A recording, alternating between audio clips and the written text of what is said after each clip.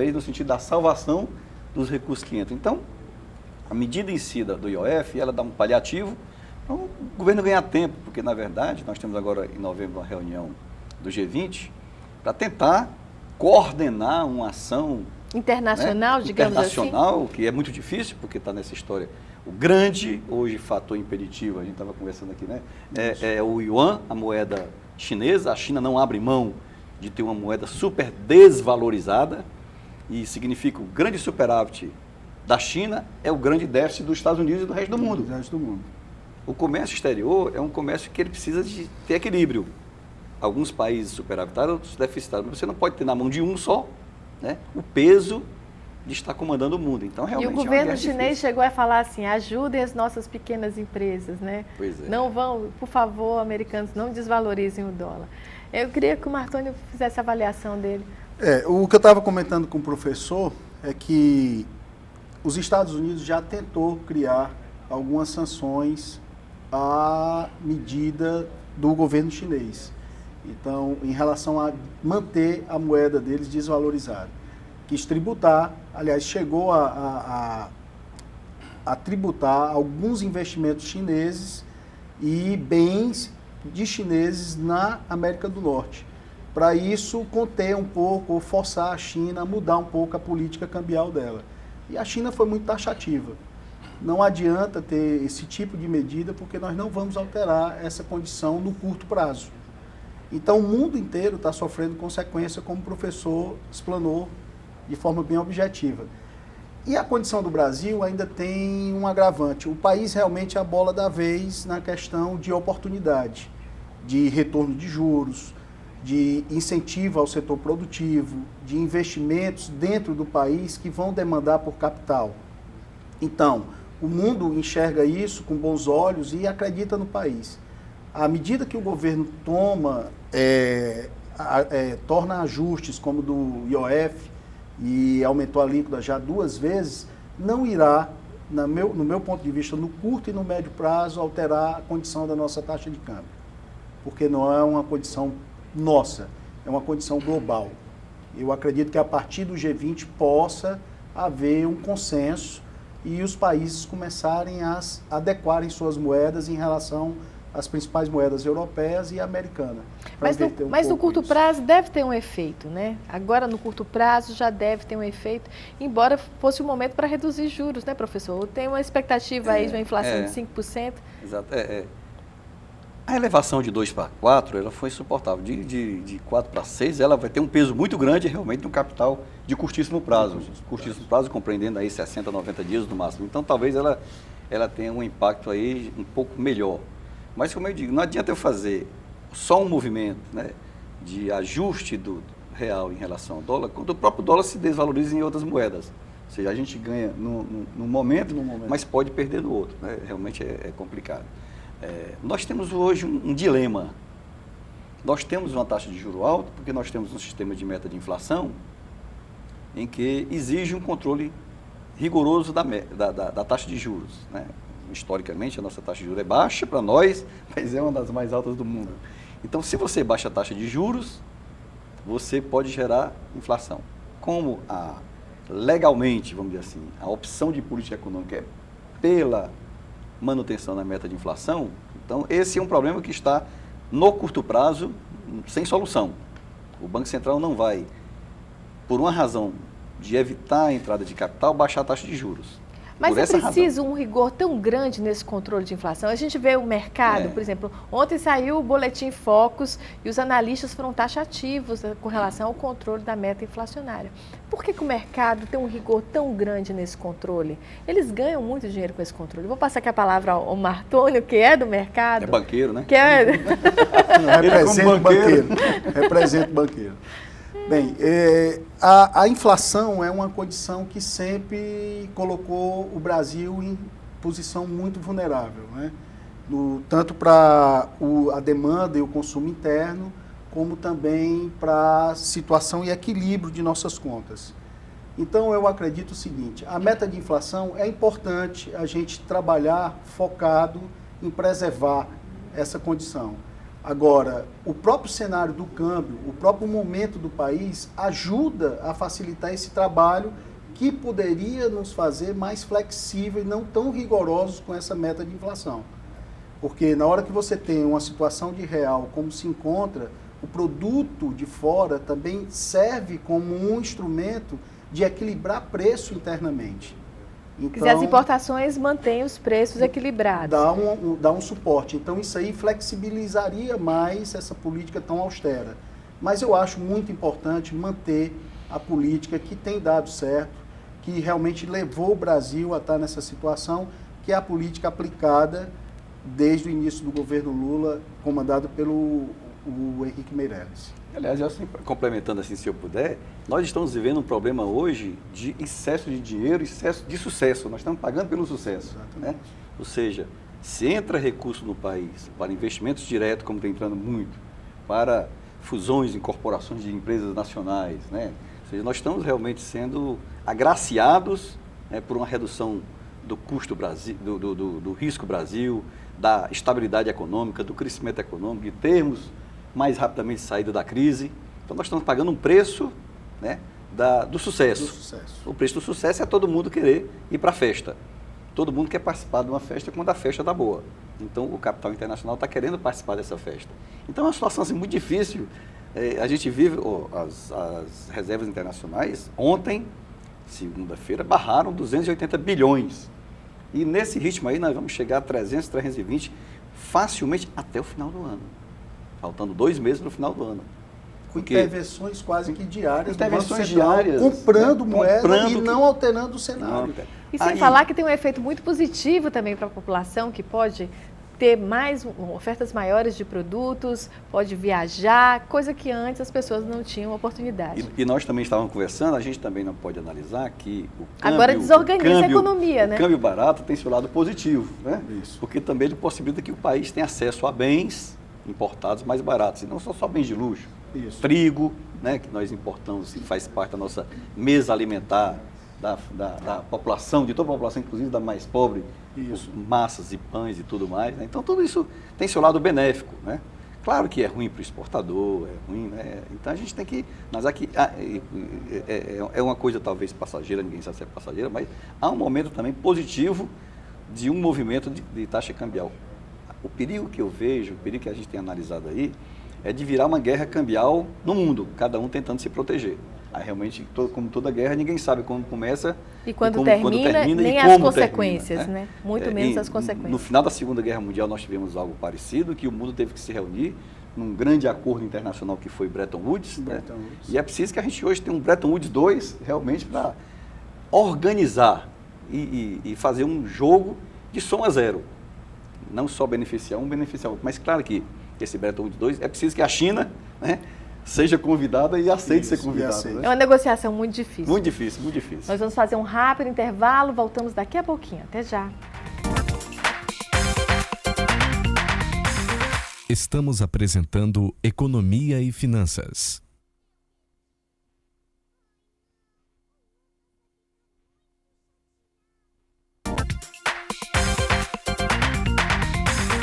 Voltamos com Economia e Finanças. Estamos de volta com Economia e Finanças, uma parceria da TV O Povo e do Instituto Brasileiro de Executivos de Finanças, o IBEF. Voltamos a falar sobre câmbio. Conosco o professor de Economia e Comércio Exterior, Henrique Marinho, e o diretor do IBEF, Martônio Freitas. Mais uma vez, obrigada pela participação de vocês no programa. E eu queria voltar a falar sobre a questão do câmbio, que é um momento importante, onde temos muitas oportunidades. Os portos do Ceará, tanto o Porto do Mucuripe, quanto o Porto do Pecém, eles apresentaram uma movimentação recorde no último mês, comprando produtos de diversos lugares, cimento do Vietnã, bobinas para máquinas da Bélgica, muito material de construção civil.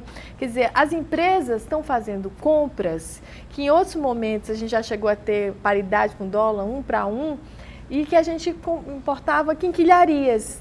Hoje a gente vê as empresas aproveitando a oportunidade para comprar máquinas, equipamentos, quer dizer, tem um lado positivo. Eu queria que vocês fizessem análise desse lado positivo, mas também até que ponto a nossa economia pode ser desorganizada com esse momento. A minha observação é que esse momento ele demonstra que a nossa capacidade produtiva está precisando também de suporte. Se a demanda está grande em insumos básicos para a construção civil, para o setor produtivo em geral, não significa, no entanto, um grande desequilíbrio. Talvez nesse momento o Brasil esteja precisando também e vá aproveitar a entrada desses insumos para melhorar a sua produção, para atender a demanda interna. Isso também tem esse lado que deve ser avaliado. No outro aspecto, eu acredito o seguinte: o câmbio nesse momento, com a postura, com o preço que ele apresenta, ele é interessante para você criar proteção se você tem um compromisso futuro em dólar. Então, você começar realmente a estabelecer um programa para honrar ou cobrir esse compromisso futuro em moeda estrangeira.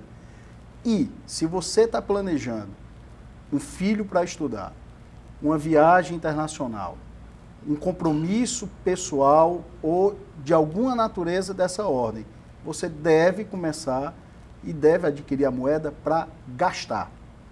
Porque, na minha observação, esse cenário ele não muda nem no curto, nem no médio prazo. Quer dizer, investimento não é mesmo, Não né? é. Principalmente com a queda no valor da moeda. Não é. A tendência é continuar caindo, seria essa? Eu acho que equilibrar um pouco até o nível de 1,60 e com alguma pressão, algumas medidas, e devido ao final do ano, aumento da demanda para despesas no exterior, compromisso de juros, remessa de resultado de multinacional, a gente deve sofrer uma pressão até o primeiro trimestre de 2011 e depois voltar à normalidade, a uma taxa ao nível de 1,70. Professor, eu queria que o senhor falasse um pouquinho também sobre esse momento do câmbio. Qual seria o dólar ideal? A gente fica pensando assim, qual é o ponto de equilíbrio da moeda, que é uma moeda tão importante, uma moeda de negociação no mundo inteiro. Qual o ponto de equilíbrio do dólar hoje? Os nossos exportadores sempre reclamaram de um dólar a 1,70, 1,80, sempre falaram que ele era um dólar muito baixo. Mas tem um outro lado da economia também que é favorecido. Qual seria esse ponto? Exato. O mestre Delfim Neto, o ex-ministro Delfim Neto, ele sempre disse que sempre o exportador vai dizer que precisa de uma desvalorização de 30%. Então, é um número difícil demais, né? Não há-se um número exato, porque nós temos as metodologias de cálculo, mas sempre você diz, partindo de onde? Que a gente chama paridade de poder de compra. Ou seja, você faz uma relação em relação ao dólar, maior parceiro, e desconta a inflação, aquela coisa toda, faz um cálculo aí. E muitos reclamam que seria 2,20, 2,30, mas eu acho que a gente precisa se acostumar que no mundo em que se trabalha com câmbio flutuante, no mundo globalizado, em que o processo produtivo das empresas muda, né, o câmbio é preciso que ele deixe de ser a agenda principal do exportador, do importador. Eu vou lhe dar alguns exemplos. A indústria automobilística voltou a exportar maciçamente à medida que o câmbio começou a cair mais acentuadamente. Por quê? A indústria automobilística trabalha com a cadeia produtiva internacional, ou seja, ela importa boa parte dos componentes para poder exportar o carro. Então, nós, no Brasil, passamos a ser novamente uma plataforma de exportação de boa parte da empresa, porque nós trazemos o componente para a montagem do carro no Brasil importado a um custo bem mais barato e compensador, mesmo a um dólar em 65, em 68, em 69. Algumas medidas também foram tomadas pontuais que ajudam também a grande empresa.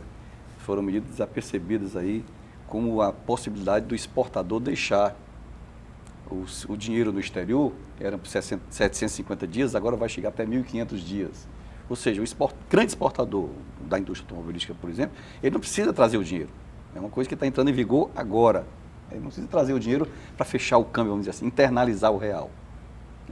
Empresas, por exemplo, da indústria têxtil aqui do Ceará, elas estão aproveitando o grande momento, não só modernizando suas máquinas, seus equipamentos, como trazendo matérias-primas, tecidos índigo principalmente, processa e exporta. Então, há também a logística financeira, ela tem que ser um ponto importante também para o exportador. Claro, se você pegar o exportador assim, que depende de preço, né, como o produto do camarão, da castanha, que não importa componentes, ele realmente tem um prejuízo muito Agora, maior. a indústria nacional tem que também que amadurecer, Com né? certeza, ela tem Porque que uma se concorrência- modernizar, né, para criar competitividade, não pensando somente em preço. Nós temos algumas novidades. Ontem eu estava vendo um relatório do mercado, né, que saiu do mercado internacionais. Preço de soja retomou esse mês de agosto, crescendo quase 80% entre janeiro e agosto. Ou seja, para os exportadores de soja, há uma retomada, mesmo que ele perca no câmbio, ele ganha na exportação. Preço de carne bovina subiu, preço de açúcar. Então, aquelas commodities que nós, Brasil, também exportamos, nós, por mais que o câmbio, né, se reduza, nós estamos sendo beneficiados. De janeiro até a terceira semana de outubro, nós estamos com as exportações crescendo em 28,6%. Impressionante. Quer dizer- Mesmo com essa taxa de câmbio. Porque o dinamismo da exportação brasileira são setores já que você busca a competitividade não só pela preocupação do preço, taxa de câmbio, mas exatamente ganhando mercados, abrindo essas frentes de mercados, né? Agora, Modernizando a agricultura, né? Isso. No caso Agora, específico. Martônio, nesse momento, qual é a lição que fica? O que, que as pessoas podem tirar e o que fica assim, de tendência até o final do ano? Você acha que se mantém esse dólar 1,60?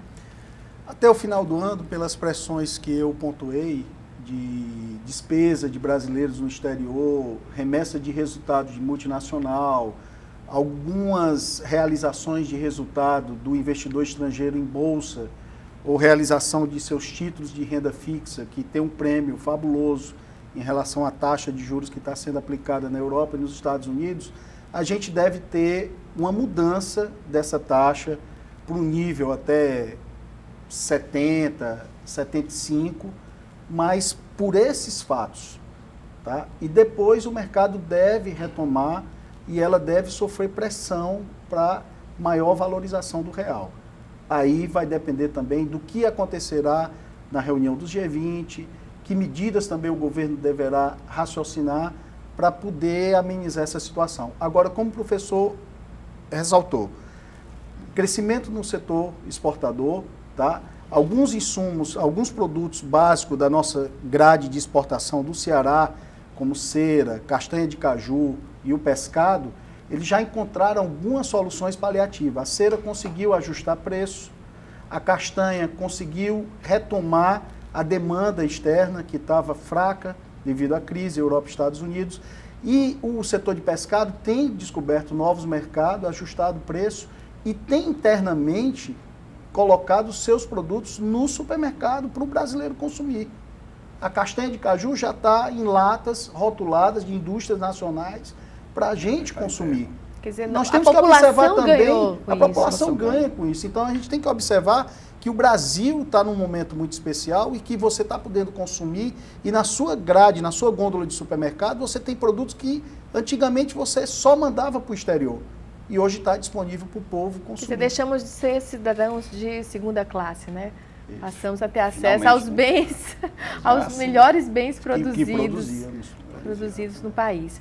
E o senhor acredita no novo Bretton Woods ou o senhor acha que é só um sonho de alguns governos? Estamos muito longe ainda, né? Estamos muito longe aí. Pode ser que essa reunião do G20 aí se abra um espaço para negociação. Há hoje uma dificuldade muito grande da própria política americana, né, de tentar resolver o seu problema da recessão. E os Estados Unidos tem um grande déficit em conta corrente, né? Então ele desvalorizar a sua moeda significa ele melhorar essa situação, exportar um pouco mais, importar um pouco menos. Por outro lado, você tem a China, que não abre mão da sua política cambial, né? Porque lá não é mercado como aqui, né? A definição da taxa de câmbio é feita pelo Banco Central chinês, Ela é imposta, pelo PCzão, né? Então o PCzão diz que é isso e pronto, né? Ou seja, independente, se a China fosse um mercado aberto, essa taxa de câmbio dela seria menor e o mundo se equilibraria. Mas aí você tem uma imposição muito grande. Então a China ela tem uma posição muito fechada realmente de não negociação nesse ponto, né? Agora, se todos os outros países saírem lutando como a China luta, só que ela tem um peso muito grande, É diferente você ter Uma economia global. Você ter um lutador, ditando né? a regra. Você ter um Mike Tyson no mercado e ter um lutadorzinho aí que não tem força, né? Mas são Então, muitos países para lutar também. Tem uma muitos taxa países. de equilíbrio, né? Exatamente. Eu queria agradecer a vocês dois a participação no programa. A Economia e Finanças de hoje está terminando. Nós voltamos na próxima terça-feira, às 9 da noite, aliás, às 10 da noite, aqui na TV O Povo. E temos ainda a reprise, quarta às 7 da manhã e sábado às 10 horas. Até semana que vem.